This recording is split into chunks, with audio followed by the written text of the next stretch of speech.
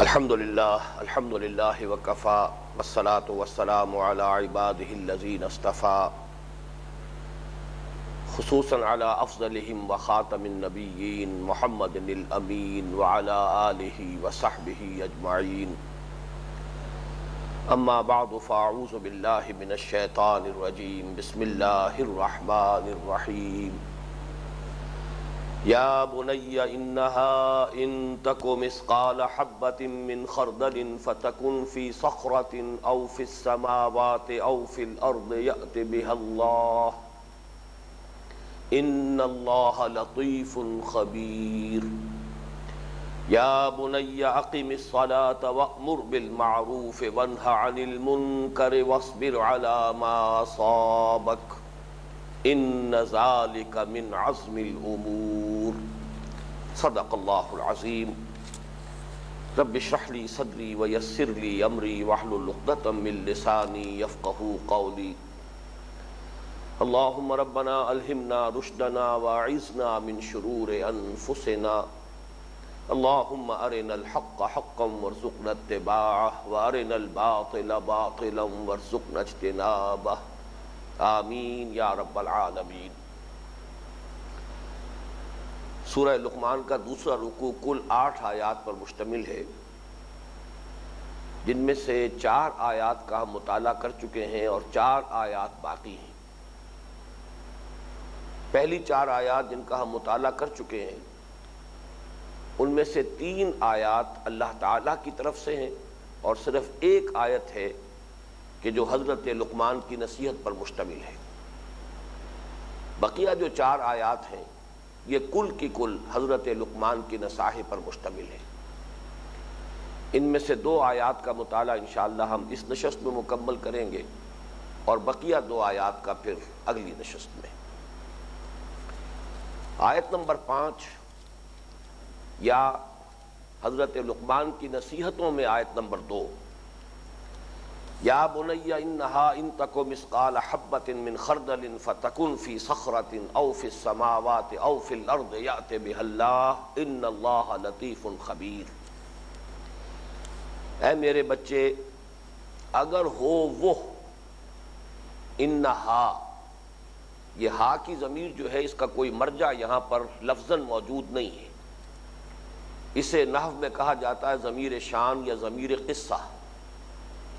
اس لیے کہ انہ کا لفظ آتا ہے تاکید کے لیے اور یہ جملہ اسمیہ پر آتا ہے۔ لیکن اگر کہیں یہی تاکید مقصود ہو کسی ایسے جملے میں کہ جس کی صورت جو ہے وہ جملہ فعلیہ کی ہے، آگے فعل آ رہا ہو، تکو یہ فعل ہے، تو ظاہر بات ہے کہ اس پر براہ راست انہ داخل نہیں ہو سکتا، اس کے لیے کوئی درمیان میں ضمیر لانی پڑتی ہے۔ یہ ضمیر شان اگر فعل مذکر ہو تو ضمیر شان اور فعل مؤنث صیغے میں ہو تو ضمیر قصہ کہلاتی ہے۔ مراد اس سے کیا ہے؟ انہا ای الحسنۃ او السیئۃ، اے میرے بچے وہ یعنی کوئی نیکی یا کوئی بدی، ان تکو مثقال حبۃ من خردل، اگرچہ وہ ہو ہم وزن، مثقال ثقل سے مثقال ہم وزن، حبتن دانہ، ایک دانے کے ہم وزن ہو، اور دانہ بھی خردلن، رائی کے دانے کے ہم وزن ہو۔ یہ عربی زبان میں ظاہر بات ہے کہ زبان جو ہے وہ انسانی مشاہدات سے بنتی ہے۔ چھوٹی سی چھوٹی چیز کے لیے عربوں کے مشاہدے میں جو چیزیں آتی تھیں وہی قرآن مجید نے اس مقصد کے لیے اختیار کی ہیں۔ خردل، رائی کا دانہ، حبہ جو ہے گندم کا بھی ہو سکتا ہے، حبہ جو ہے وہ مکئی کا بھی ہو سکتا ہے، حبہ جو ہے وہ چنے کا بھی ہے، لیکن یہ کہ وہ جسامت میں خاصے بڑے ہیں۔ لیکن رائی کا دانہ، اسی طریقے سے لفظ ذرہ آتا ہے عربی زبان میں، چنانچہ اسی آیہ مبارکہ کی ہم مضمون جو آیات ہیں سورۃ الزلزال میں، وہاں لفظ ذرہ آیا ہے۔ فَمَن يَعْمَلْ مِثْقَالَ ذَرَّةٍ خَيْرًا يَرَهُ وَمَن يَعْمَلْ مِثْقَالَ ذَرَّةٍ شَرًّا يَرَهُ۔ تو ذرہ کہتے ہیں یہ چیونٹیوں کے بچے جو ہیں ان کے انڈوں سے جب نکلتے ہیں، وہ انڈے بھی آنکھ سے دکھائی نہیں دے سکتے، لیکن جب وہ بچے نکلتے ہیں بہت چھوٹے چھوٹے تو بہت ہی یوں سمجھئے کہ مائکروسکوپک تو ہم نہیں کہہ سکتے کہ آنکھ سے نظر آ جاتے ہیں، لیکن بہت چھوٹے، وہ ذرہ ہے، وہ ذر ہے۔ تو گویا کہ وہاں سے لفظ جو ہے اخذ کیا گیا کسی بہت ہی چھوٹی شے کے لیے. تو یہ جو رائی کا دانہ ہے یہ بھی بہت چھوٹا. نیکی یا بدی خواہ وہ ہو رائی کے دانے کے ہم وزن، فَتَكُنْ فِي صَخْرَةٍ، پھر خواہ وہ کسی چٹان میں ہو. صخرہ کہتے ہیں چٹان کو. مراد اس سے یہ ہے کہ پہاڑوں میں جو کھوئیں ہوتی ہیں، غار ہوتے ہیں چٹانوں کے اندر، چاہے کوئی عمل نیکی کا یا بدی کا کہیں کسی غار کے اندر کسی کھو میں چھپ کر کیا گیا ہو، او فی السماوات، یا آسمانوں میں ہو. اس کا ترجمہ ہم پہلے تو کیا کرتے تھے کہ فضا میں ہو، لیکن اب تو تصور انسان کا جو ہے فضا سے آگے جا چکا ہے، خلا میں ہو. اب تو ایسٹروناؤٹس ہمارے جو جاتے ہیں وہ خلا میں ہے. ظاہر بات ہے کہ اگر کوئی فعل کوئی عمل ان سے صادر ہوتا ہے اس خلا میں، تو گویا کہ اس کا ذکر بھی قرآن مجید میں کر دیا گیا، او فی السماوات او فی الارض، یا زمین میں ہو. زمین سے مراد چونکہ سما کے مقابلے میں آیا ہے تو عام زمین کی سطح بھی مراد ہو سکتی ہے، اور اس کے ترجمے میں اگر اس کے اصل مفہوم کو بیان کرنا ہو تو خاص زمین کے پیٹ میں گھس کر کیا گیا ہو. یہ گویا کہ مبالغے کا انداز ہے.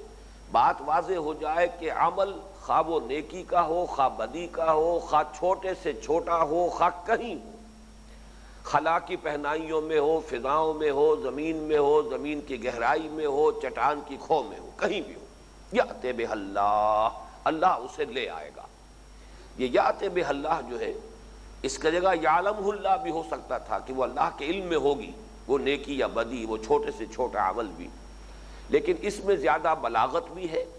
اور ایک طرح کا ابلاغ کا مفہوم جو ہے زیادہ پورا ہوتا. اللہ لے آئے گا، اس لیے کہ لے آنے سے مراد کیا ہے؟ محاسبے کے دن، یا یہ کہ جزا و سزا کے لیے، بدلے کے لیے لے آئے گا، حاضر کر دے گا. ان اللہ لطیف خبیر، یقیناً اللہ تعالی بہت لطیف ہے. لطیف کا لفظ بھی دو معنی دیتا ہے. لطیف اصل میں تو آتا ہے کسی ثقیل شے کے مقابلے میں، کسی بھاری اور ٹھوس چیز کے مقابلے میں. مثلا ہوا لطیف ہے. ہم روح کو بھی کہتے ہیں کہ وہ جسم لطیف ہے، یعنی روح اگرچہ جسم ہے، پرسونیفائڈ ایگزسٹنس ہے روح کا، تو روح جو ہے وہ بھی ایک جسم ہے، لیکن یہ جسم لطیف ہے. ایک ہمارا یہ جسم ہے مادی جسم، یہ جو ہمارا وجود حیوانی ہے یہ جسم کثیف ہے، لیکن اس میں جو روح ہے یا اس میں جو جان ہے وہ جسم لطیف ہے. تو لطیف کسی بھی ہلکی شے کو، لیکن اسی سے پھر استعارتاً یہ لفظ آتا ہے لطف و کرم، یعنی بڑے غیر محسوس انداز میں کسی کے ساتھ کوئی بھلائی کرنا، کوئی خیر کرنا. ایک تو یہ ہے کہ ایسا انداز ہو کہ جس کو کہ انسان دیکھ رہا ہو، محسوس کر رہا ہو اپنے حواس ظاہری سے کہ میرے ساتھ فلاں شخص نے یہ بھلائی کی ہے، یہ خیر، یا میرے ساتھ یہ نیکی کی. اور ایک یہ ہے کہ بہت ہی سٹل انداز میں، بہت ہی لطیف انداز میں، نہ نظر آنے والے انداز میں، بہت ہی خفیف انداز میں یا بہت ہی خفی انداز میں. تو یہ بھی لطف و کرم اس معنی میں مستعمل ہے. تو مادے کے اعتبار سے مفہوم جو ہے وہ وہی ہے کہ بہت ہلکی اور لطیف شے. یہاں اس کا مفہوم ہے اللہ لطیف ہے، یہ نہایت باریک بین ہے، کوئی شے اس کے علم سے باہر نہیں ہے. اور اسی کو مزید موقت کیا ہے خبیر، باخبر ہے، ہر شے کی خبر اسے حاصل ہے، ہر شے سے ہر آن باخبر ہے. اور اس کی باخبری کی کیفیت یہ ہے کہ نہایت باریک بین، کوئی چھوٹی سی چھوٹی حقیر سے حقیر شے بھی اس کے علم سے باہر اور اس کی نگاہوں سے دور نہیں ہے. یہ جو آیہ مبارکہ ہے اب اس پر نوٹ کیجئے اس اعتبار سے کہ حضرت لقمان کی نصیحتوں میں بھی یہ دوسری نصیحت آئی، اور جو حکمت قرآنی کے جو ہم مبادیات کا مطالعہ کر رہے ہیں اس رکوع کے حوالے سے، اس میں بھی نوٹ کیجئے دوسری شے یہ ہے، انسان اگر اپنی فطرت سلیمہ کی رہنمائی میں عقل سے کام لے، عقل غور و فکر کرے لیکن فطرت سلیمہ کی رہنمائی میں، تو پہلی حقیقت تو جو اس پر منکشف ہوگی وہ اللہ کی توحید، اللہ کے شکر کا جذبہ اس میں سے ابھرے گا، توحید کا التزام کرے گا. دوسری حقیقت یہ منکشف ہوگی کہ انسان کے اعمال ضائع ہونے والی چیزیں نہیں ہیں. انسانی اعمال کے نتائج نکل کر رہیں گے. نتائج کہاں نکلیں گے، کب نکلیں گے، کس طرح نکلیں گے، کس صورت میں نکلیں گے، یہ معاملہ ذرا مختلف ہے. میں بعد میں اس کی وضاحت کروں گا کہ یہ تفاصیل صرف نبوت کے ذریعے سے معلوم ہو سکتے ہیں. یہاں پر جو بات ہو رہی ہے وہ حکمت کی بات ہے، دانائی کی بات ہے کہ فطرت سلیمہ کی رہنمائی میں انسانی عقل اگر خود غور و فکر کرے بغیر وحی کی رہنمائی کے، تب بھی انسان اس حقیقت تک پہنچ جاتا ہے کہ انسانی اعمال بے نتیجہ نہیں رہیں گے، عبث نہیں رہیں گے، اس کے نتائج نکل کر رہیں گے۔ اور اس کی وجہ کیا ہے؟ یہاں بھی نوٹ کیجئے، جیسے میں نے عرض کیا تھا کہ شکر الہی کے لیے دو چیزیں تھیں، کہ ایک فطرت صحیح ہو جس کا نتیجہ یہ ہے کہ جذبہ تشکر موجود ہو، دوسرے عقل نے اپنے اصل منعم کو پہچان لیا ہو۔ تو یہ فطرت سلیمہ اور عقل سلیم کے امتزاج سے انسان کا جذبہ تشکر مرتکز ہو جاتا ہے ذات باری تعالیٰ پر۔ اسی طریقے سے یہاں بھی فطرت کا تقاضا یہ ہے کہ انسان یہ محسوس کرتا ہے، یہ بھی بدیہیات فطرت میں سے، جیسے میں نے کسی پچھلی نشست میں بات واضح کی تھی، بدیہہ کہتے ہیں کوئی شے جو از خود ظاہر ہو، بدیہیات فطرت وہ چیزیں جو ہماری فطرت میں ودیت شدہ ہیں اور اس کی بنا پر ہم انہیں مانتے ہیں، خواہ اس کے لیے کوئی دلیل عقلی اور منطقی ہمارے پاس نہ ہو، خواہ ہم اس کے لیے کوئی ثبوت فراہم نہ کر سکیں۔ ان بدیہیات فطرت میں سے یہ بھی ہے کہ انسان میں خیر اور شر کی تمیز موجود ہے، انسان اندر ہی سے خود آگاہ ہے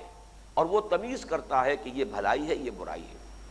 یہ خیر ہے، یہ شر ہے، یہ بدی ہے، یہ نیکی ہے، یہ اچھا کام ہے، یہ برا کام ہے۔ یہ تمیز فطرت انسانی میں ودیت شدہ موجود ہے، یہ بھی بدیہیات فطرت میں سے ہے۔ دوسری طرف عقل ایک اور حکم لگاتی ہے، اور وہ یہ ہے کہ اس کائنات کے مشاہدے سے یہ بات سامنے آتی ہے کہ یہاں کوئی شے عبث پیدا نہیں کی گئی، یہ ایک بہت ہی بامانی تخلیق ہے، بامقصد تخلیق ہے۔ یہاں کوئی گھاس کا تنکا بھی ایسا نہیں ہے جسے آپ کہہ سکیں کہ یہ بیکار ہے، عبث ہے، بے فائدہ ہے، بلکہ یہ جو اسکیم آف تھنگز ہے، اس کائنات کا جو پورا ایک نقشہ ہے، اس کا جو پورا منصوبہ ہے، اس میں ایک ایک ذرہ جو ہے بامانی ہے، بامقصد ہے، ہر شے کا کوئی نہ کوئی نتیجہ ہے کہ جو برآمد ہوتا ہے۔ اب ان دونوں چیزوں کو جوڑیے تو ایک فطرت چاہے گی کہ بھلائی کا بھلا نتیجہ نکلے اور برائی کا برا نتیجہ نکلے، جس کو ہم کہتے ہیں کہ گندم از گندم برویت، جو سے جو، گندم سے گندم پیدا ہوتی ہے اور جو سے جو پیدا ہوتا ہے۔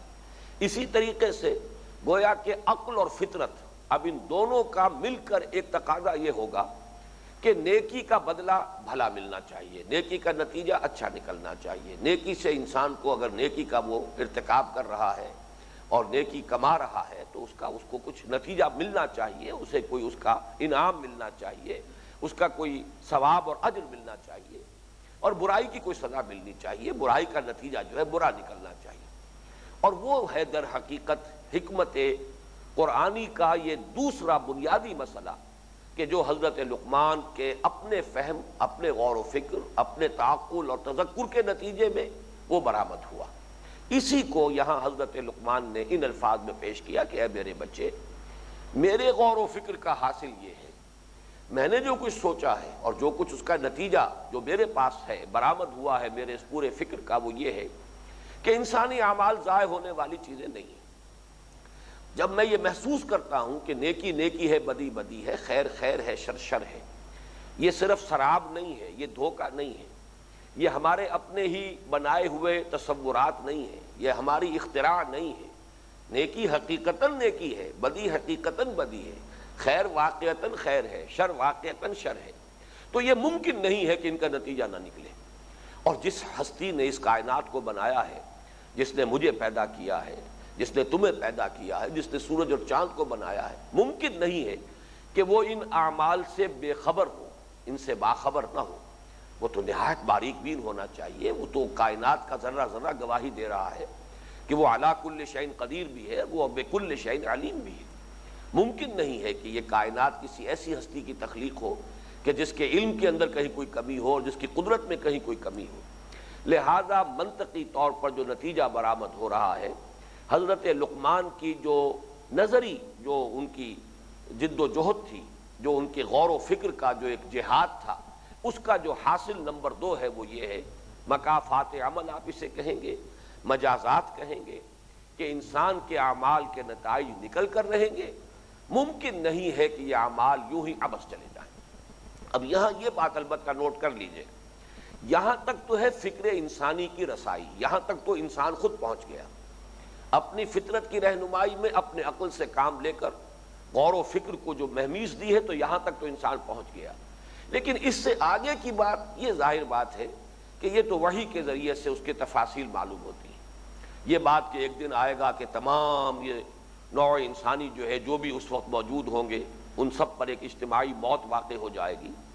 پھر کچھ عرصے کے بعد ایک وقت آئے گا کہ تمام انسانوں کو دوبارہ اٹھایا جائے گا, زندہ کیا جائے گا, بعث بعد الموت ہوگا, ریزریکشن ہوگی. پھر ایک میدان میں سب کو حاضر ہونا ہوگا اپنے رب کے حضور میں محاسبے کے لیے, جواب دہی کے لیے, حساب کتاب کے لیے. پھر یہ کہ اس حساب کتاب کے نتیجے میں فیصلے صادر ہوں گے, اور وہ فیصلے یا پھر جنت ہے اور یا دوزخ ہے. اور جنت جو ہے اس کی یہ نعمتیں ہیں, اس کے اندر اللہ تعالیٰ نے اپنے بندوں کے لیے یہ کچھ انعامات فراہم کیے ہیں, اور دوزخ کے یہ شدائد ہیں, یہ سختیاں ہیں, یہ عذاب کی صورتیں ہیں. یہ ساری تفاصیل یہ ظاہر بات ہے کہ یہ نبوت ہی کے ذریعے سے معلوم ہو سکتی ہے. اس کے لیے محض عقل انسانی جو ہے وہ کافی نہیں ہے کہ وہاں تک رسائی حاصل کر لے. لیکن یہاں جو نوٹ کرنے کی بات ہے وہ یہ ہے کہ جو چیزیں کہ نبوت و رسالت کے ذریعے سے علم میں آ سکتی ہیں ان کا اس پورے رکوع میں کہیں ذکر نہیں ہے. کسی نبی کا ذکر نہیں, کسی رسول کا ذکر نہیں, کسی کتاب کا ذکر نہیں, فرشتوں کا ذکر نہیں, بعث بعد الموت کا ذکر نہیں, جنت کا نام نہیں, دوزخ کا نام نہیں. در حقیقت یہ میں اس لیے ایمفیسائز کر رہا ہوں کہ بات واضح ہو جائے کہ ہمارے اس منتخب نصاب میں جو اس کا حصہ اول ہے یہ درس کس مقام پر ہے. یہاں سے در حقیقت حکمت قرآنی جو ہے اس کا آغاز ہو رہا ہے. اس کا پھر اگلا سبق آئے گا سورہ فاتحہ, اس لیے کہ در حقیقت اسی کا اگلا قدم ہے. منطقی ترتیب کے اعتبار سے سورہ فاتحہ وہ میں بعد میں بیان کروں گا. بہرحال حضرت لقمان کی نصائح میں سے دوسری نصیحت جو سامنے آئی وہ یہ ہے کہ مکافات عمل, قانون مجازات یہ اٹل ہے. انسانی اعمال کے نتائج نکل کر رہیں گے, خیر کا بدلہ اچھا اور شر کا بدلہ برا مل کر رہے گا, جس کو میں نے ابھی آپ کو سورۃ الزلزال کی آیت کے حوالے سے آپ کے سامنے رکھا. فمن یعمل مثقال ذرۃ خیرا یرہ ومن یعمل مثقال ذرۃ شرا یرہ. یہ ہو کر رہے گا, یہ عقل کا تقاضا ہے, یہ فطرت چاہتی ہے. میری فطرت جو ہے اس میں نیکی اور بدی کا جو امتیاز موجود ہے اس کا منطقی نتیجہ یہ نکلنا چاہیے. جبکہ میرا مشاہدہ یہ ہے کہ اس کائنات میں کوئی شے عبث اور بے مقصد نہیں, جس کو ہم آگے چل کر پڑھیں گے. سورہ آل عمران جو دوسرا حصہ ہے ہمارے, جس میں کہ ایمان کا پھر سنتھسس جو ہے وہ زیر بحث آتا ہے, ایمان کیسے تدریجاً وجود میں آتا ہے. تو اس میں وہ آیت آئے گی ربنا ما خلقت ھذا باطلا. یہی مفہوم ہے کہ جو سورہ مومنون میں بیان کیا گیا ہے. افحسبتم انما خلقناکم عبثا, کیا تم نے یہ سمجھا تھا کہ ہم نے تمہیں بیکار اور بے مقصد پیدا کیا ہے. گھاس کا تنکا تک تو یہاں بیکار اور بے مقصد نہیں, اور انسان جو ہے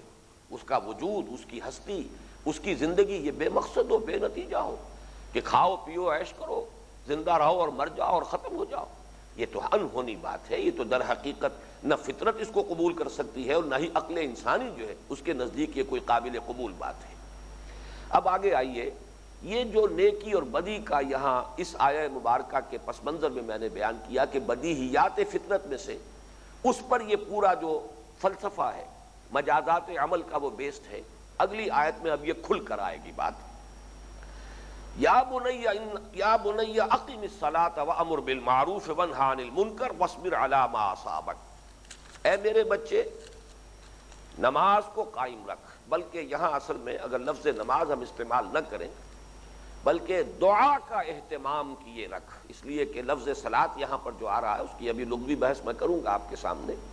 لیکن ہمارے سامنے جب بھی لفظ نماز آتا ہے تو وہ عبادت جو ہمارے ہاں اور جو اس کی صورت اور حیت معین ہو چکی ہے سنت محمدی صلی اللہ علیہ وسلم کی بنیاد پر, لا محالہ وہ تصور سامنے آ جاتا ہے. یہاں در حقیقت حکمت کے جو اصول بیان ہو رہے ہیں, اور حضرت لقمان تو اگر حضرت داؤد کے ہم عصر تھے جیسے کہ ایک رائے ہے تو بھی بڑی قدیم زمانے کی شخصیت ہے, اور اگر وہ عاد کے بیٹوں میں سے تھے, شداد کے چھوٹے بھائی, تو وہ تو اور بھی بہت پرانے, سمجھیے کہ کم سے کم 6000 سال پرانی شخصیت ہے. اس اعتبار سے یہاں لفظ صلاۃ کا مفہوم وہ نہیں ہو سکتا کہ جو ہمارے ذہنوں میں فوراً آتا ہے جب بھی یہ لفظ آئے گا تو اس کا ایک خاص مفہوم, خاص حیت, خاص قسم کی ایک عبادت کی جو صورت ہے وہ ہمارے ذہن میں آتی ہے. اس لیے بہتر ہے کہ یہاں ترجمہ کیا جائے اے میرے بچے اللہ کے ساتھ ذہنی رابطے کا ایک اہتمام برقرار رکھ. اللہ کے ساتھ دعا و مناجات کا اہتمام کرتا رہے۔ اب یہاں پہ میں چاہتا ہوں کہ لفظ صلاۃ بھی جو لغت میں جو اس کی اصل حقیقت ہے اس پر غور کر لیں۔ اصل تو بنیاد ہے اس کی، صلا کے معنی ہے آگ جلانا، ایقاد النار، اور جب اسی سے لفظ بنتا ہے باب افتعال میں اصطلاح، یہاں تا جو ہے وہ طا بن جاتی ہے صاد کی مناسبت سے، تو تصطلون کا لفظ 2 مرتبہ قرآن مجید میں آیا ہے حضرت موسیٰ علیہ السلام کے ذکر میں، کہ جب وہ آ رہے تھے واپس مدین تھے مصر کی طرف، اور صحرائے سینا میں رات کے وقت جب کہ وہ کہیں راستہ بھی بھول گئے اور شدید سردی بھی تھی، تو ایک طرح انہیں جو آگ نظر آئی تو انہوں نے اپنے اہل خانہ سے یہ کہا کہ ذرا یہاں ٹھہرو، میں جاتا ہوں آگ لے کر آتا ہوں، لعلکم تصطلون، مجھے معلوم ہوتا ہے کہیں آگ ہے، انی آنست نارا، تو میں وہاں سے کوئی چنگاری لے کر آتا ہوں تاکہ یہاں آگ جلائیں۔ لعلکم تصطلون، سورۃ النمل میں بھی یہ لفظ آیا، سورۃ القصص میں بھی آیا، دونوں یہ صورتیں جوڑے کی شکل میں ہے قرآن مجید میں ایک ہی جگہ پر۔ تو تصطلون کے معنی آگ تاپنا، آگ سینکنا، صلاح کا اصل مفہوم ہے آگ روشن کرنا۔ اب یہاں سے اس پر تقریباً اجماع ہے کہ صلاۃ کا جو مفہوم ہے قرآن مجید میں اور اصطلاح میں وہ ہے دعا، کسی کے ساتھ بلکہ اللہ کی طرف متوجہ ہو کر اس سے ہم کلام ہونا، اس سے مناجات کرنا۔ اب سوال یہ پیدا ہوتا ہے، امام راغب نے چنانچہ کہا ہے کہ اس پر اجماع ہے تمام اہل لغت کا کہ یہاں صلاۃ سے مراد جو ہے اصطلاحی صلاۃ جو ہے وہ الدعاء والتبریک والتمجید، اللہ سے دعا مانگنا، اس کی تمجید، ثنا، اس کی حمد بیان کرنا، اس کی برکتوں کا اظہار کرنا، یہ ہے در حقیقت صلاۃ کا اصل مفہوم۔ اسی معنی میں حدیث میں جو سورہ فاتحہ کے ضمن میں ایک حدیث قدسی آتی ہے حضرت ابو ہریرہ رضی اللہ تعالی عنہ سے، اور یہ مسلم شریف کی روایت ہے کہ اللہ تعالیٰ یہ فرماتا ہے، حضور ارشاد فرماتے ہیں کہ اللہ فرماتا ہے قسمت الصلاۃ بینی و بین عبدی نصفین، میں نے نماز کو یا میں نے دعا کو یا سورۃ الفاتحہ، اصل میں چونکہ اس کے بعد جو تفصیل پوری آئی ہے اس حدیث قدسی میں وہ سورہ فاتحہ کی ہے، میں نے اسے اپنے اور بندے کے مابین آدھا آدھا تقسیم کر لیا ہے، اس کا آدھا حصہ میرے لیے ہے، یعنی میری حمد ہے، میری ثنا ہے، میری تمجید ہے، اور پھر یہ کہ ایک معاہدہ ہے بندے کا میرے ساتھ، یہ درمیانی حصہ قدر مشترک ہے، اور پھر یہ کہ دعا ہے بندے کی، اور میں نے اپنے بندے کو دیا جو اس نے مانگا۔ تو در حقیقت صلاۃ کا اصل مفہوم دعا، اور دعاؤں میں سب سے جامع اور جو اہم ترین دعا ہے وہ دعا سورہ فاتحہ کی شکل میں قرآن مجید کے گویا کہ دیباچے کے طور پر اس کے آغاز میں رکھ دی گئی ہے۔ اب سوال یہ ہے کہ یہ جو اصل اس کا جو لغوی اس کی جو بنیاد ہے، اس کا جو اصل مفہوم ہے لغت میں، اس سے کیا تعلق ہے اس دعا کا؟ میری سمجھ میں جو بات آتی ہے واللہ عالم وہ یہی ہے کہ در حقیقت اس میں بھی وہی راز مضمر ہے کہ ہمارے وجود میں ایک حقیقت لطیفہ ہے جو مضمر ہے، ایک ہمارا یہ جسم کثیف ہے جو ابھی میں نے بیان کیا جو نظر آتا ہے، میں آپ کے جسم کو دیکھ رہا ہوں، آپ میرے جسم کو دیکھ رہے ہیں، لیکن ایک ہمارا وہ وجود روحانی ہے، وہ جسم لطیف ہے، وہ نظر نہیں آتا، لیکن یہ کہ اس کی حرارت کو برقرار رکھنے کے لیے، اس میں حرارت اور تازگی برقرار رکھنے کے لیے، اس میں حرارت زندگی برقرار رکھنے کے لیے، اس روح کے لیے بھی زندگی درکار ہے، اس میں بھی حرارت درکار ہے، وہ بھی چاق و چوبند ہو، اس میں بھی حرکت ہو، وہ بھی بیدار ہو، یہ کیفیت جو ہے یہ در حقیقت دعا سے پیدا ہوگی، اللہ کے ساتھ مناجات ہوگی۔ یہ مضمون اگر یاد آیا ہو تو سورۃ آیت البر میں بھی آ چکا ہے کہ وہاں جو پہلے ایمان کا تذکرہ آیا، ایمان کی جو شرط لازم ہے نیکی کے لیے، وَلَٰكِنَّ الْبِرَّ مَنْ آمَنَ بِاللَّهِ وَالْيَوْمِ الْآخِرِ وَالْمَلَائِكَةِ وَالْكِتَابِ وَالنَّبِيِّينَ، پھر نیکی کی عملی مظاہر میں سے ذکر ہوا وَآتَ الْمَالَ عَلَىٰ حُبِّهِ ذَوِي الْقُرْبَىٰ وَالْيَتَامَىٰ وَالْمَسَاكِينَ وَابْنَ السَّبِيلِ وَالسَّائِلِينَ وَفِي الرِّقَابِ، اور اس کے بعد ان دو عبادات کا ذکر ہے جو میں نے عرض کیا تھا کہ ستونوں کے مانند ہیں، ایمان کو تازہ رکھنے کے لیے، ایمان میں حرارت برقرار رکھنے کے لیے نماز، اور وہ جو انفاق کا جذبہ ہے اسے دوام عطا کرنے کے لیے، اس جذبے کو انسان کے اندر قائم اور دائم رکھنے کے لیے، برقرار رکھنے کے لیے زکوٰۃ ہے۔ وہی بات یہاں آ رہی ہے کہ ایمان، یہاں پر جو معاملہ آیا تھا کہ پہلی بات یہ ہے حکمت کا پہلا تقاضا اللہ کا پہچاننا، اللہ کی توحید کا التزام کرنا، اللہ کا شکر کرنا۔ اب اللہ کے ساتھ ایک ذہنی رابطہ رکھنا چاہیے، اس لیے کہ ظاہر بات ہے کہ انسان دنیا کی اپنی مشغولیتوں میں، دنیا کی مصروفیات میں بھول جاتا ہے، اسے نسیان لاحق ہوتا ہے، لہذا اس کو تازہ کرتے رہنا چاہیے۔ اللہ کے ساتھ اپنا ذہنی اور قلبی رشتہ استوار رکھنے کے لیے کوئی دعا، کوئی مناجات، وقفے وقفے سے اس کے سامنے، اس کے حضور میں حاضر ہو کر میڈیٹیشن اسے کہہ لیں، مراقبہ کہہ لیں، اس کے ساتھ ایک لا لگانے کی کوشش جسے ہم کہتے ہیں محاورے میں، اللہ کے ساتھ لا لگائی جائے، اس کے ساتھ ایک ذہنی تعلق جو ہے وہ استوار کیا جائے، اس کے ساتھ ایک روحانی رشتہ جو ہے اسے تازہ کیا جائے۔ اور اس تازہ کرنے میں مجھے چونکہ وہ حفیظ جالندھری صاحب کا شعر بہت پسند ہے، نماز کے بارے میں، سجدے کے بارے میں خاص طور پر بڑی پیاری بات اس نے کہی ہے، سرکشی نے کر دیے دھندلے نقوش بندگی، آؤ سجدے میں گرے لوح جبی تازہ کریں۔ ہماری پیشانیوں پر جو بندگی کا ایک نشان ہے یہ دھندلا جاتا ہے مصروفیات کی وجہ سے، بلکہ یہاں تو اور زیادہ خوبصورت تصور دیا ہے، سرکشی، نفس کے اندر جو سرکشی ہے، کلا ان الانسان لیطغی، یہ اندر سے جو سرکشی کے، معصیت کے، جذبات کے، شہوات کے، خواہشات کے طوفان ہمارے اندر سے اٹھتے ہیں، اس کی وجہ سے یہ بندگی کا نقش دھندلا جاتا ہے۔ اس کو تازہ کرنے کی ضرورت ہے، اس کو اور اجاگر کرنے کی ضرورت ہے، بار بار اجاگر کرنے کی ضرورت ہے۔ تو آؤ سجدے میں گرے لوح جبیں تازہ کریں۔ تو میں یہاں جو عرض کر رہا ہوں وہ تو اس سے ذرا اور پہلے کی بات ہے۔ سرکشی تو گویا کہ اگلا مرحلہ ہے جس سے کہ وہ نقش بندگی جو ہے دھندلا جاتا ہے۔ اس سے پہلے ہے غفلت، مصروفیت، مشغولیت، جس کو اقبال نے صحیح تعبیر کیا ہے کہ کافر کی یہ پہچان کے آفاق میں گم ہے، اور مومن کی یہ پہچان کے گم اس میں ہے آفاق۔ یہاں رہنا ہے لیکن بلند تر ہو کر رہنا ہے، اسباب کے اندر گھرے ہوئے رہنا ہے، اسباب میں جکڑے ہوئے رہنا ہے۔ ہمارا رواں رواں جو ہے عالم اسباب میں جکڑا ہوا ہے، ہمارا پورا وجود، ہمارا یہ پورا جو وجود حیوانی ہے، وجود جسمانی ہے، یہ تو جو بھی قوانین طبیعہ ہیں ان کے اندر جکڑا ہوا ہے۔ اس کے اندر جکڑے ہوئے ہونے کے باوجود پھر یہ کہ پورا سلسلہ اسباب ہے جس کے اثرات ہم پر مترتب ہوتے ہیں، ان سب کے زیر اثر ہونے کے باوجود بازار سے گزرا ہوں خریدار نہیں، انسان اس کیفیت میں زندگی گزارے، یہاں رہے لیکن اس کے ساتھ دل نہ لگائے، اس سے حقیقی قلبی رشتہ استوار نہ کرے، اس کے ساتھ جو ہے اس کو اپنے ذہن کے لیے ایک حجاب نہ بننے دے، اپنے دل کے اوپر ایک پردہ نہ بننے دے، بلکہ اللہ کے ساتھ ایک ذہنی ربط قائم رہے۔ وہ ذہنی ربط قائم رکھنا یا قلبی رشتہ استوار کرنا در حقیقت یہ ہے کہ جس صلاۃ کا اصل مقصود ہے۔ اب اس صلاۃ کی حیت کیا ہو، اس میں کیا الفاظ ادا کیے جائیں، جیسے کہ ایک حدیث میں آتا ہے کہ حضور نے فرمایا یہ سورہ فاتحہ جو ہمیں عطا ہوئی ہے، ایسی کوئی سورت کبھی بھی اللہ تعالیٰ نے اپنی کسی کتاب میں نازل نہیں کی، یہ جامع ترین صلاۃ ہے، جامع ترین مناجات ہے۔ یہی وجہ ہے کہ وہ ہمارے نماز کا جزو لازم بنا دیا گیا، لا صلاۃ لمن لم یقرأ بفاتحۃ الکتاب، جو شخص یہ سورہ فاتحہ کی تلاوت نہیں کرتا اس کی تو کوئی نماز ہی نہیں، ہر رکعت کا جزو لازم ہے۔ تو یہ تو گویا کہ اللہ نے ہمیں عطا کیا، لیکن یہ کہ جو آپ کو سامس، بک آف سامس ملتی ہے، جو تورات کا، اولڈ ٹیسٹمنٹ کا ایک جز ہے، وہ کیا ہے؟ مناجاتیں ہیں، حمد کے ترانے ہیں۔ حضرت داؤد علیہ السلام وہ ترانے جو ہے جب الاپتے تھے in the small hours of the morning جنہیں آپ کہتے ہیں، پچھلے پہر، رات کے پچھلے پہر، اس وقت جو ہے وجد کی جو کیفیت پیدا ہوتی تھی، پہاڑوں پر بھی اور پرندوں پر بھی وہ شریک ہوتے تھے حضرت داؤد علیہ السلام کے ساتھ اس مناجات میں، اس حمد میں۔ تو معلوم یہ ہوا کہ اس کی شکلیں مختلف ہوں گی۔ ہمیں جو نماز عطا کی گئی ہے وہ محمد الرسول اللہ صلی اللہ علیہ وسلم کے ذریعے سے، وہ یہ نماز ہے جو ہمیں عطا ہوئی، اس کا ایک نظام ہے۔ اور اس میں بھی در حقیقت نظام کے حوالے سے نوٹ کر لیجئے کہ لفظ اقامت ہے، قائم رکھو، قائم رکھ،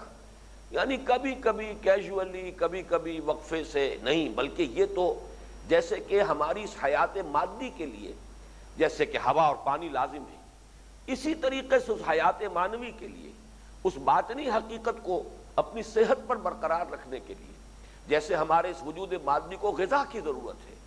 ایسے ہی اس کی تقویت کے لیے، اپنے اس باطنی وجود اور روح کی تقویت کے لیے یہ ذکر، یہ یاد اللہ کی، اس کے ساتھ یہ رشتہ ذہنی اور قلبی، اور اس کے ساتھ مناجات اور دعا۔ اسی لیے کہا گیا دعا مخ العبادہ، الدعاء هو العبادہ، دعا ہی تو عبادت کا اصل جوہر ہے، اور اصل میں تو دعا ہی تو عبادت ہے۔ در حقیقت یہ اصل اس کی روح جو ہے عبادت کی وہ دعا ہے۔ تو اس کو قائم رکھو، یہ قائم رکھنا اب ہوگا سلو کما رأیتمونی اصلی، پھر اس کے اوقات، ان کی تمام آداب، اس کی شرائط کا التزام، وہ پورا ایک نظام بن جاتا ہے۔ اور واقعتاً جو خاص طور پر جو اللہ تعالیٰ نے ہمیں نماز کا نظام عطا فرمایا، نظام صلاۃ، وہ تو ہماری زندگی کو جکڑ لینے والا ہے،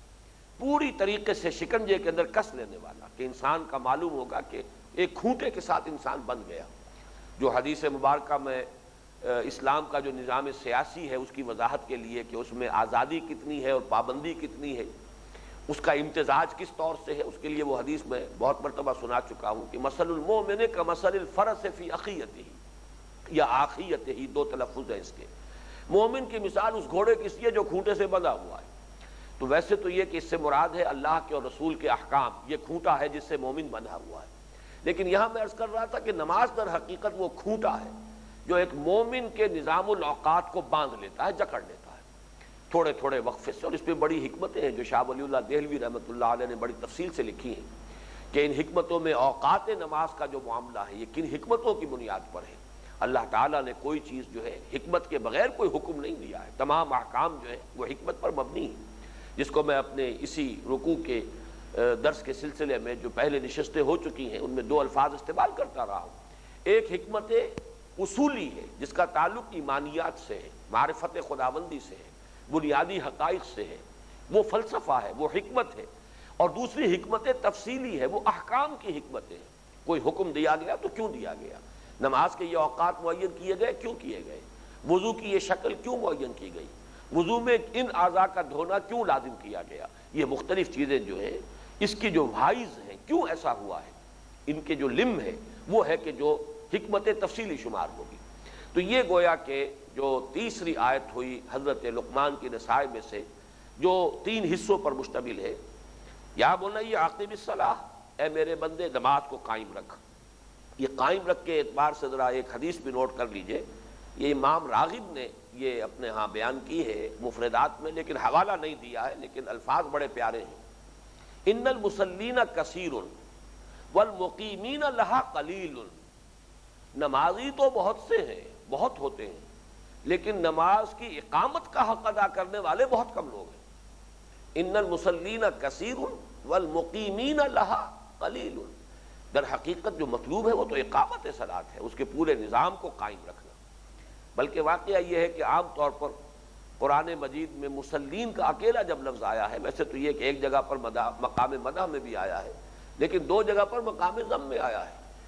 وہاں فرمایا گیا وہ مسلین کے بارے میں لم نک من المسلین، وہ تو در حقیقت یہ نہیں بلکہ یہ کہ آخری پارے میں جو آیا ہے کہ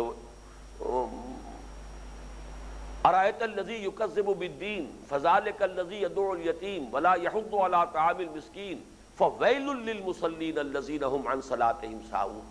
تو یہاں تو ایک بربادی اور تباہی اور ہلاکت کی جو ہے وہ خبر دی گئی ہے ان مصلیوں کے لیے، ان نمازیوں کے لیے جو اپنی نمازوں سے یا تو غافل ہیں، صرف یہ ہے کہ وہ رسم ادا کر رہے ہیں، رہ گئی رسم ادا، روح بلالی نہ رہی، اور یا یہ ہے کہ وہ اس میں گویا کہ وقفے وقفے سے پڑھتے ہیں، جسے ہم کہتے ہیں گنڈے دار نماز پڑھتے ہیں، اس سے غافل رہتے ہیں، جب جی میں آیا نماز پڑھ لی۔ اس اعتبار سے قرآن مجید کی جو اصل اصطلاح ہے، مسلین کا لفظ بہت کم آیا ہے، اصل لفظ جو ہے وہ مقیمین الصلاۃ، نماز کے قائم کرنے والے، اقیم الصلاۃ، نماز کو قائم کرو۔ تو یہاں بھی یہی بات آئی، یا بنی اقم الصلاۃ وامر بالمعروف وانہ عن المنکر۔ اب یہاں وہ اصطلاح بن کر آ گئی ہے ہمارے دین کی بڑی اہم اصطلاح، جو بعد میں قرآن مجید میں جو مدنی صورتوں میں آئی ہے بڑے اہتمام کے ساتھ،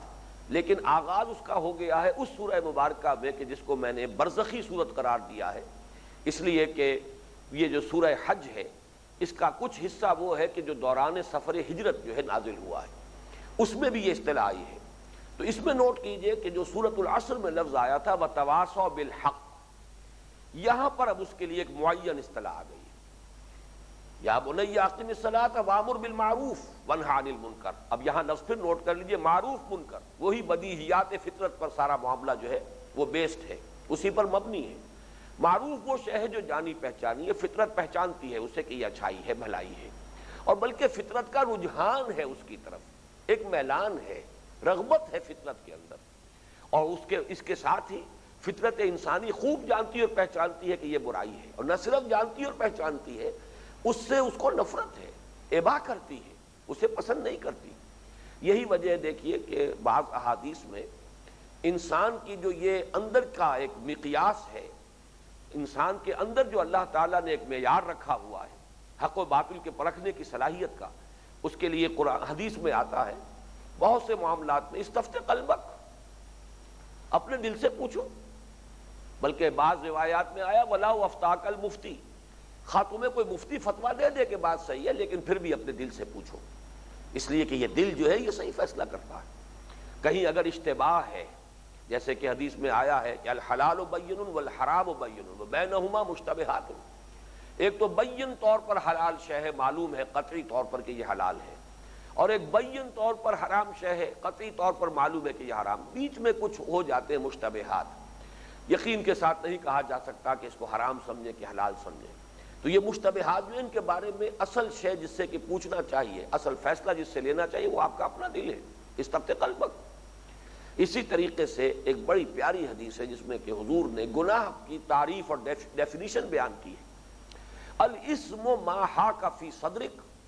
وکرہت ان یطلع علیہ، گناہ وہ شے گناہ ہے کہ جو تمہارے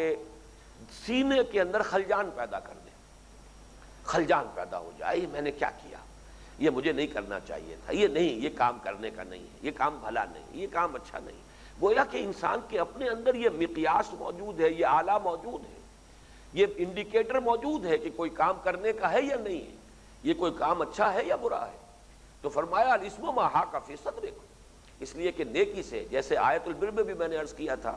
کہ بر کیا ہے،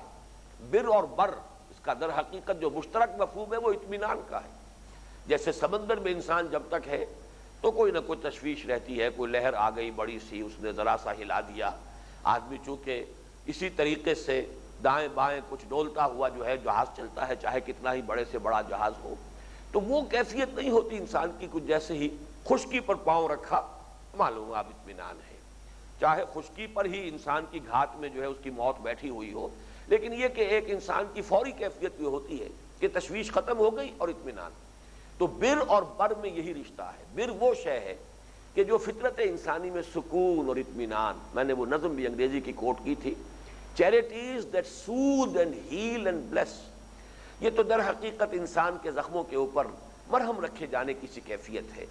آپ کے اپنے وجود کے اندر اگر آپ نے کوئی غلط کام کیے تھے، اس کی وجہ سے اندر ہی ایک بے چینی ہے، بے کلی ہے، ایک تشویش ہے، اب کوئی نیکی کا کام کریں گے اس سے گویا کہ ایک سودنگ ایفیکٹ آپ محسوس کریں گے خود اپنے باطن کے اندر۔ تو یہاں بھی وہی مفہوم ہے کہ الاسم ما حاک فی صدرک، گناہ وہی تو ہے جس سے کہ تمہارے سینے میں خلجان پیدا ہو جائے، وَكَرِهْتَ أَن يُطَّلَعَ عَلَيْهِ، اور تمہیں یہ پسند نہ ہو کہ لوگ اس پر مطلع ہو جائیں، لوگوں کے علم میں یہ آ جائے کہ اس نے یہ کام کیا ہے۔ اب اس میں واقعہ یہ میں اسے کہا کرتا ہوں کہ یہ ایک ووٹ آف کانفیڈنس ہے کہ انسان کا جو کلیکٹیو سب کانشس مائنڈ ہے، انسان کا جو اجتماعی ضمیر ہے، اس پر بھی پورا اعتماد ظاہر کیا جا رہا ہے کہ معاشرہ جو ہے بحیثیت مجموعی وہ بھی در حقیقت صحیح حکم لگاتا ہے کہ یہ خیر ہے یا شر ہے، اسی لیے جو شر ہے آپ نہیں چاہتے کہ لوگوں کے علم میں آئے، آپ کو معلوم ہے کہ یہ بات اگر لوگوں کے علم میں آئے گی تو میری حیثیت جو ہے وہ کم ہو جائے گی، لوگ مجھ سے نفرت کریں گے، میری اگر کوئی عزت ہے اس کو بٹا لگے گا، یہ ساری کیفیات ہیں کہ مجھ سے خطا تو ہو گئی ہے لیکن کسی طرح پردہ پڑا رہے تو بہتر ہے۔ تو یہ گویا کہ ڈیفینیشن ہے جو حضور نے دی ہے، الاسم ما حاک فی صدرک وکرہت ان یطلع علیہ۔ تو یہ ہے معروف اور منکر کا تصور۔ منکر وہ شے جو پہچان میں نہ آئے، اجنبی سی ہو، جس کی طرف کوئی میلان نہ ہو، جس کی طرف کوئی رغبت نہ ہو۔ تو فرمایا یا بنی اقم الصلاۃ وامر بالمعروف وانہ عن المنکر، نیکی کا، بھلائی کا، خیر کا، معروف کا حکم دے اور بدی سے، شر سے، برائی سے روک۔ یہاں جو بات خاص طور پر نوٹ کرنے کی ہے، سورۃ العصر میں تواسی کا لفظ آیا تھا وصیت سے، یہاں امر اور نہی کے دو الفاظ آ گئے، لیکن وصیت، تاکید، نصیحت، اس کا اور اس میں جو ایک فرق ہے وہ نوٹ کیجئے کہ اگرچہ امر کا لفظ عربی زبان میں مشورے کے لیے بھی آتا ہے،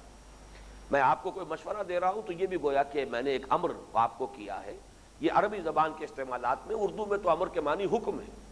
لیکن یہ کہ عربی زبان میں امر جو ہے، بلکہ جاہلی شاعری میں بھی یہ کہ جو لوگ تیرے مشیر ہیں، جنہوں نے تجھے مشورہ دیا ہے کہ مجھ سے اپنا تعلق منقطع کر لے، آخر تو نے اسی کا کہنا مانا، اپنے محبوب سے شاعر کہہ رہا ہے، تو وہاں بھی لفظ امر آیا ہے۔ تو امر مشورے کے لیے بھی ہے، گویا کہ اس معنی میں نصیحت، وصیت، تلقین، وعظ یہ سب بھی اس میں شامل ہوں گے، لیکن اس میں کوئی شک نہیں کہ امر اور نہیں میں ایک تحکم کا بھی تصور موجود ہے، گویا کہ طاقت کے ساتھ بھی، اگر طاقت ہے تو اس طاقت کو بھی ایکسرسائز کرو۔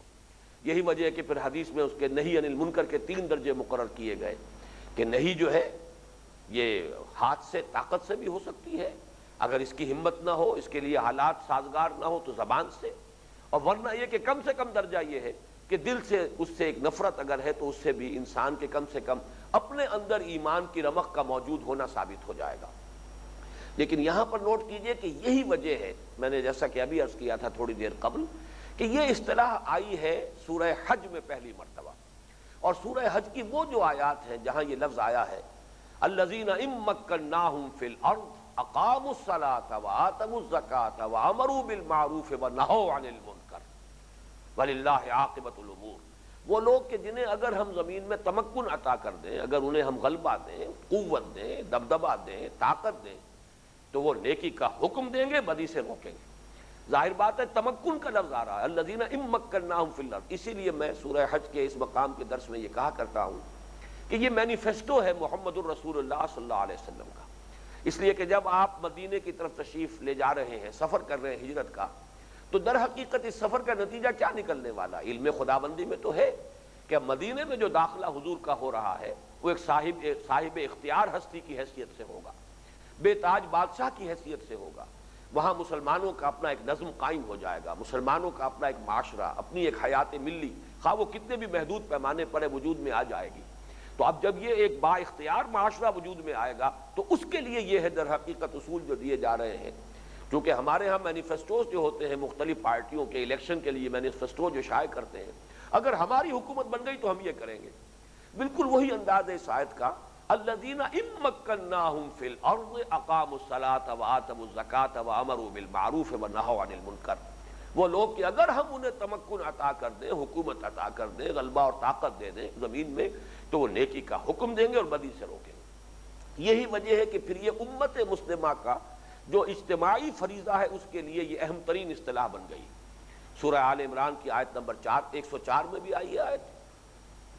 فرمایا گیا کہ وَلْتَكُن مِّنكُمْ أُمَّةٌ يَدْعُونَ إِلَى الْخَيْرِ وَيَأْمُرُونَ بِالْمَعْرُوفِ وَيَنْهَوْنَ عَنِ الْمُنكَرِ وَأُولَٰئِكَ هُمُ الْمُفْلِحُونَ، تم سے ایک ایسی امت وجود میں آنی چاہیے جو بھلائی کی طرف دعوت دے اور نیکی کا حکم دے۔ اب یہاں پر چونکہ یدعون الی الخیر پہلے آ چکا ہے، لہذا یہاں پر امر کا لفظ جو ہے خاص طور پر تحکم کا انداز جو ہے اس کے اندر گویا کہ خود بخود موجود ہے، ورنہ تو ریپیٹیشن ہو جائے گی۔ یعنی یہ کہ یدعون الی الخیر، اس میں دعوت ہے، نصیحت ہے، تلقین ہے، مشورہ ہے، وعظ ہے، اور یامرون بالمعروف وینہون عن المنکر، اس میں ایک تحکم کا انداز موجود ہے۔ اسی طریقے سے آیت نمبر 110 میں آیا یہی مضمون کنتم خیر امت اخرجت للناس تأمرون بالمعروف وتنہون عن المنکر وتؤمنون باللہ، تو یہ ہے در حقیقت وہ امر بالمعروف اور نہی عن المنکر کی باضابطہ ایک اصطلاح جو آگے چل کر پھر مدنی صورتوں کے اندر امت مسلمہ کے فرض منصبی کی تعبیر کے لیے ایک نہایت جامع اصطلاح کی صورت اس نے اختیار کی ہے، یہ بھی اس آیہ مبارکہ میں شامل ہے۔ آج اسی پر اکتفا کر رہے ہیں۔ بارک اللہ لی ولکم فی القرآن العظیم ونفعنی وإیاکم بالآیات والذکر الحکیم۔